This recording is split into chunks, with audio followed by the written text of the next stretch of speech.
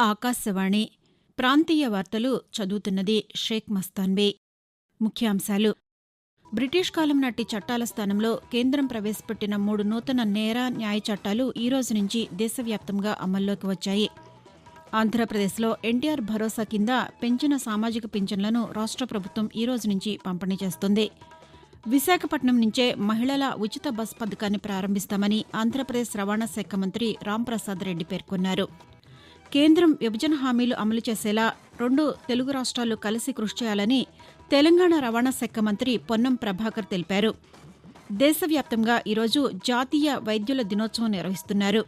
ఉభయ తెలుగు రాష్ట్రాల్లో రానున్న 2 రోజుల పాటు ఒక మోస్తరు వర్షాలు కురిసే అవకాశం ఉందని భారత వాతావరణ శాఖ తెలిపింది. వార్తల వివరాలు: బ్రిటిష్ వలసపాలన నాటి చట్టాలను ప్రక్షాళన చేస్తూ కేంద్ర ప్రభుత్వం ప్రవేశపెట్టిన 3 నూతన నేర న్యాయ చట్టాలు ఈ రోజు నుంచి దేశవ్యాప్తంగా అమల్లోకి వచ్చాయి. భారతీయ న్యాయ సంహిత, భారతీయ నాగరిక సురక్షా సంహిత, భారతీయ సాక్ష్య అధినియం అనే ఈ 3 నూతన చట్టాలు దేశంలోని క్రిమినల్ న్యాయ వ్యవస్థకు అత్యంత కీలకమని కేంద్ర ప్రభుత్వం పేర్కొంది. ఈ చట్టాలను 2023 డిసెంబర్లో భారత పార్లమెంట్ ఆమోదించింది. అదే నెలలో ఈ 3 చట్టాలు రాష్ట్రపతి ఆమోదం పొందినప్పటికీ కేంద్ర ప్రభుత్వం వాటి అమలును వాయిదా వేయడంతో అవి అమల్లోకి రాలేదు. దేశ న్యాయ వ్యవస్థను మరింత పరిపుష్టం చేసే ఈ 3 చట్టాలు జూలై 1వ తేదీ నుంచి అమల్లోకి వచ్చేలా కేంద్ర ప్రభుత్వం నోటిఫికేషన్ జారీ చేసింది. ఈ కొత్త చట్టాల ద్వారా బ్రిటిష్ కాలం నాటి చట్టాలను సమూలంగా మారుస్తూ భారతదేశ సార్వభౌమత్వం, ఐక్యత, సమగ్రతకు వ్యతిరేకంగా చేసే వేర్పాటువాద తిరుగుబాటు, ఉగ్రవాదం వంటి నేరపూరిత చర్యలను కఠినంగా శిక్షించే నిబంధన ప్రవేశపెట్టారు. ఆంధ్రప్రదేశ్లో ఈరోజు ఎన్టీఆర్ భరోసా కింద పెంచిన సామాజిక పింఛన్లను రాష్ట్ర ప్రభుత్వం పంపిణీ చేస్తోంది. ఇందులో భాగంగా గుంటూరు జిల్లా మంగళగిరి నియోజకవర్గంలోని పెనుమాకలో లబ్దిదారులకు ముఖ్యమంత్రి నారా చంద్రబాబు నాయుడు స్వయంగా పింఛన్లను పంపిణీ చేశారు. కాగా ఆంధ్రప్రదేశ్ వ్యాప్తంగా వార్డు, గ్రామ సచివాలయ సిబ్బందితో పింఛన్లను పంపిణీ చేసేలా ప్రభుత్వం ఏర్పాట్లు చేసింది. ఇందుకు సంబంధించిన అన్ని ఏర్పాట్లను అధికార యంత్రాంగం పూర్తి చేసింది. పెరిగిన పింఛన్ 4,000 రూపాయలతో పాటు ఏప్రిల్ నుంచి 3 నెలలకు కలిపి ఈరోజు 7,000 రూపాయలు లబ్దిదారులకు అందించనున్నారు. మేనిఫెస్టోలో ఇచ్చిన హామీ మేరకు పింఛన్ పెంపును తొలి నెల నుంచి అమలు చేస్తున్నామని ప్రభుత్వం తెలిపింది. ఈరోజు రాష్ట్ర వ్యాప్తంగా 65.31 లక్షల మందికి పింఛన్లు పంపిణీ చేయనున్నారు. ఆంధ్రప్రదేశ్ ఉప ముఖ్యమంత్రి కె. పవన్ కళ్యాణ్ ఈ రోజు నుంచి ఆయన శాసనసభ్యులుగా ఎన్నికైన కాకినాడ జిల్లాలోని పిఠాపురం నియోజకవర్గంలో పర్యటిస్తారని అధికారులు తెలిపారు. 3 రోజుల పాటు నియోజకవర్గంలో పవన్ కళ్యాణ్ పర్యటన కొనసాగనుంది. పర్యటనలో భాగంగా పిఠాపురంతో పాటు ఉమ్మడి తూర్పుగోదావరి జిల్లాలో వివిధ కార్యక్రమాల్లో ఆయన పాల్గొంటారు. గొల్లప్రోల్లో పింఛన్ పంపిణీ కార్యక్రమంలోనూ పాల్గొంటారు. అనంతరం అధికారులతో నియోజకవర్గ అభివృద్ది కార్యక్రమాలపై సమీక్షిస్తారు. అనంతరం చేబ్రోలు చేరుకొని జనసేన పార్లమెంటు సభ్యులు, శాసనసభ సభ్యులతో పవన్ కళ్యాణ్ సమావేశమవుతారు. ఆంధ్రప్రదేశ్లోని విశాఖపట్నం నుంచే మహిళలకు ఉచిత బస్సు పథకాన్ని ప్రారంభిస్తామని రాష్ట్ర రవాణా శాఖ మంత్రి రాంప్రసాద్ రెడ్డి తెలిపారు. నిన్న విశాఖపట్నంలో ఆంధ్ర ప్రీమియర్ లీగ్ క్రికెట్ మ్యాచ్లను మంత్రి ప్రారంభించారు. అనంతరం ఆయన మాట్లాడుతూ ఉచిత బస్సు పథకం అమలు చేస్తున్న తమిళనాడు, తెలంగాణ, కర్ణాటక రాష్ట్రాల్లో పర్యటించి అధ్యయనం చేస్తామని అన్నారు. గత ప్రభుత్వం ఆర్టీసీని ప్రభుత్వంలో పూర్తిగా విలీనం చేయలేదని మంత్రి విమర్శించారు. సిబ్బంది, ఉద్యోగులకు ఇబ్బంది లేకుండా ఆర్టీసీని ప్రక్షాళన చేస్తామని, ఎలక్ట్రిక్ బస్సులు ప్రవేశపెడతామని మంత్రి తెలిపారు. కేంద్రం విభజన హామీలు అమలు చేసేలా ఉభయ తెలుగు రాష్ట్రాలు కలిసి కృషి చేయాలని తెలంగాణ రవాణా శాఖ మంత్రి పొన్నం ప్రభాకర్ అన్నారు. నిన్న తిరుమల శ్రీ వెంకటేశ్వర స్వామివారిని మంత్రి దర్శించుకున్నారు. అనంతరం మంత్రి ఆలయం వెలుపల పాతికేయులతో మాట్లాడుతూ ఆంధ్రప్రదేశ్లో నూతనంగా ఏర్పడిన ప్రభుత్వానికి అభినందనలు తెలిపారు. స్వామివారి ఆశీస్సులతో తెలుగు రాష్ట్రాల ప్రజలు సుఖ సంతోషాలతో ఉండాలని ఆకాంక్షించారు.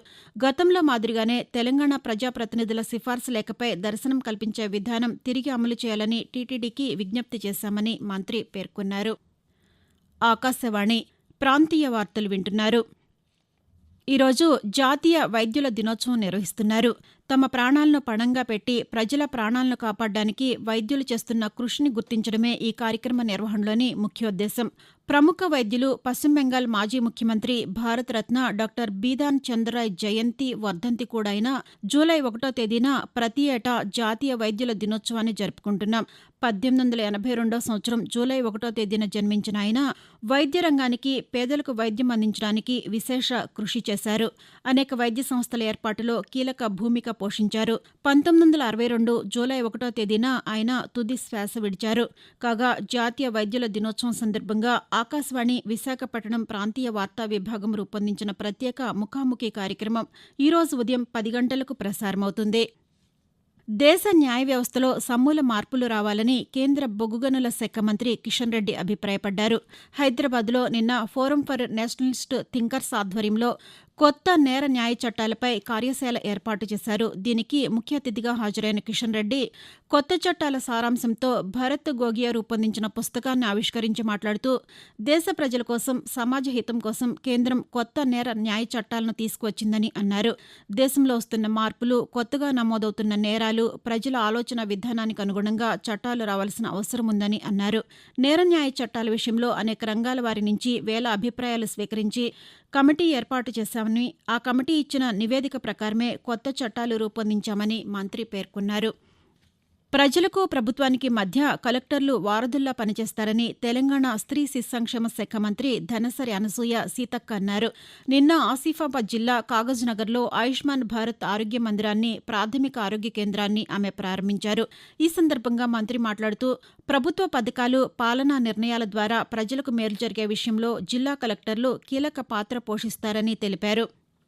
వాతావరణం వాయువ్య, పశ్చిమ మధ్య బంగాళాఖాతం పరిసర ప్రాంతాల్లో కేంద్రీకృతమైన ఆవర్తనం ప్రభావంతో ఉత్తర ఒడిశా తీరం వద్ద వాయువ్య బంగాళాఖాతంలో అల్పపీడనం ఏర్పడిందని అమరావతి వాతావరణ కేంద్రం తెలిపింది. దీని ప్రభావంతో ఆంధ్రప్రదేశ్ వ్యాప్తంగా పలు జిల్లాల్లో తేలికపాటి నుంచి ఒక మోస్తరు వర్షాలు కురుస్తున్నాయి. మరో 2 రోజుల పాటు వర్షాలు కురిసే అవకాశం ఉందని వాతావరణ శాఖ అధికారులు తెలిపారు. బంగాళాఖాతంలో ఏర్పడిన అల్పపీడనం ప్రభావంతో ఈ రోజు, రేపు తెలంగాణలో వర్షాలు పడే అవకాశం ఉందని హైదరాబాద్ వాతావరణ కేంద్రం వెల్లడించింది. పలు జిల్లాలకు పసుపు రంగు హెచ్చరికను జారీ చేసింది. కరీంనగర్, పెద్దపల్లి, భూపాలపల్లి, ములుగు, ఖమ్మం, కొత్తగూడెం, వికారాబాద్, సంగారెడ్డి, మెదక్, కామారెడ్డి, ఉమ్మడి మహబూబ్నగర్ జిల్లాల్లో ఈదురుగాలులతో కూడిన మోస్తరు వర్షాలు అక్కడక్కడ కురిసే అవకాశం ఉందని వాతావరణ శాఖ తెలిపింది. తెలంగాణలో స్మార్ట్ సిటీ మిషన్ గడువును కేంద్ర ప్రభుత్వం పొడిగించింది. ప్రస్తుతం వరంగల్, కరీంనగర్ నగరాల్లో ఈ పథకం పనులు కొనసాగుతున్న నేపథ్యంలో గడువు పొడిగించాలని ముఖ్యమంత్రి రేవంత్ రెడ్డి కేంద్రానికి విజ్ఞప్తి చేశారని, దీంతో పథకం గడువును 2025 మార్చి వరకు పొడిగిస్తూ నిర్ణయం తీసుకుందని ప్రభుత్వ వర్గాలు తెలిపాయి. ఆంధ్రప్రదేశ్లో గత ప్రభుత్వం ఎన్నికల ముందు జారీ చేసిన డీఎస్సీ నోటిఫికేషన్ను రాష్ట్ర ప్రభుత్వం రద్దు చేసింది. ఈ ఏడాది ఫిబ్రవరిలో 6,100 పోస్టులతో విడుదల చేసిన ప్రకటనను రద్దు చేస్తూ నిన్న ఉత్తర్వులు జారీ చేసింది. రాష్ట్ర ప్రభుత్వం త్వరలోనే 16,347 పోస్టులతో మెగా డీఎస్సీ నోటిఫికేషన్ ఇవ్వనున్న క్రమంలో గత ప్రభుత్వం ఇచ్చిన నోటిఫికేషన్ను రద్దు చేసినట్లు అధికారులు తెలిపారు. మరోవైపు రాష్ట్రంలో మెగా డీఎస్సీ నిర్వహించనున్న నేపథ్యంలో ఉపాధ్యాయ అర్హత పరీక్ష టెట్కు ప్రభుత్వం ఈరోజు నోటిఫికేషన్ విడుదల చేయనుంది. పాఠశాల విద్యాశాఖ www.csc.ap.gov.in వెబ్సైట్లో దీనికి సంబంధించిన పూర్తి వివరాలను అందుబాటులో ఉంచనున్నట్లు ఆ శాఖ కమిషనర్ సురేష్ కుమార్ ఒక ప్రకటనలో పేర్కొన్నారు.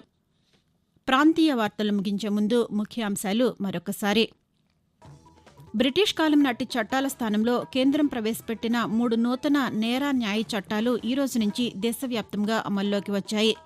ఆంధ్రప్రదేశ్లో ఎన్టీఆర్ భరోసా కింద పెంచిన సామాజిక పింఛన్లను రాష్ట్ర ప్రభుత్వం ఈరోజు పంపిణీ చేస్తోంది. విశాఖపట్నం నుంచే మహిళల ఉచిత బస్సు పథకాన్ని ప్రారంభిస్తామని ఆంధ్రప్రదేశ్ రవాణా శాఖ మంత్రి రాంప్రసాద్ రెడ్డి పేర్కొన్నారు. కేంద్రం విభజన హామీలు అమలు చేసేలా 2 తెలుగు రాష్ట్రాలు కలిసి కృషి చేయాలని తెలంగాణ రవాణా శాఖ మంత్రి పొన్నం ప్రభాకర్ తెలిపారు. దేశవ్యాప్తంగా ఈరోజు జాతీయ వైద్యుల దినోత్సవం నిర్వహిస్తున్నారు. ఉభయ తెలుగు రాష్ట్రాల్లో రానున్న 2 రోజుల పాటు ఒక మోస్తరు వర్షాలు కురిసే అవకాశం ఉందని భారత వాతావరణ శాఖ తెలిపింది. ఆకాశవాణి ప్రాంతీయ వార్తలు ఇంతటితో సమాప్తం.